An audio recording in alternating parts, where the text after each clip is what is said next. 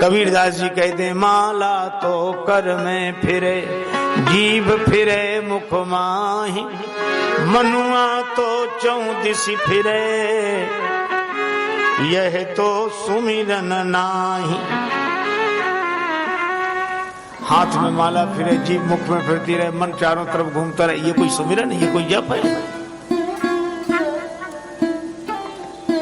अब आप माथा पकड़ के बैठ गए, अब अपने पर भी गिलानी हुई, रख दी माला।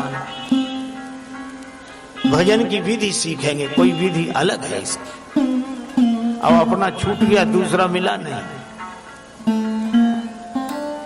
तब तक किसी ने कह दिया, राम राम राम राम करने से क्या कल्याण हो गया? क्या शक्कर शक्कर बोलने से मुख मीठा हो जाएगा? शक्कर खाने से मुख मीठा होगा, शक्कर शक्कर बोलने से नहीं होगा। राम नाम कुछ अलग मर्म है, ये राम राम कहने से कुछ नहीं होगा। अब जितने ये कुतर्क आपको घेरते हैं और आप अपनी निष्ठा से डिग जाते हैं, ये सारे आप ऐसे समझें कि दुनिया भर के कुतर्क हमारी निष्ठा की परीक्षा करने के लिए हैं कि हमारी निष्ठा दृढ़ है कि नहीं। इसलिए कभी भी अच्छा उनको गलत भी मत कहो। अब कबीर बाबा गलत नहीं कह रहे हैं,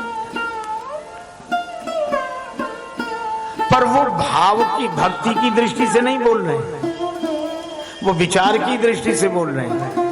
और तुलसीदास जी भाव की दृष्टि से बोल रहे हैं, तो विचार की नाव भी आपको पार ले जाएगी और भाव की नाव भी आपको पार ले जाएगी। लेकिन पहले यह निश्चय करो कि आप भाव की नाव में बैठे हो कि विचार की नाव में, और भाव की नाव में बैठे हो तो विचार की नाव का खंडन मत करो और न उससे प्रभावित हो। आप तो अपनी मस्ती में चले जाओ, इसका नाम भक्ति का मार्ग है। तुलसीदास जी ने कहा, भाए कुभाए अनख आलसु, नाम जपत मंगल दिसि दसो। आपका मन लगे न लगे, आप भजन में लगे रहो।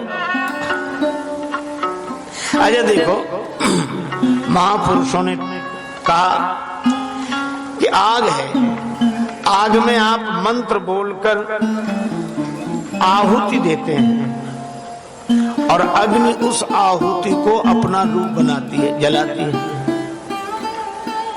पूरे एकाग्रता से मंत्र से आप स्वाहा स्वाहा करते हैं तो अग्नि उस वस्तु को जलाती है।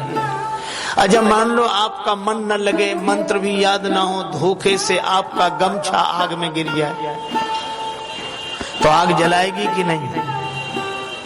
आग यह तो नहीं कहेगी कि तुमने मंत्र नहीं जपा, तुमने एकाग्रता से नहीं डाला, तुमने स्वाहा स्वाहा नहीं कहा, तुम नहा के नहीं बैठे। अग्नि यह सब नहीं कहेगी। अरे अग्नि का तो स्वभाव है जलाना। इसी तरह अग्नि जब आपसे एकाग्रता की आशा नहीं रखती तो भगवान का नाम भी आपसे एकाग्रता की आशा नहीं रखता।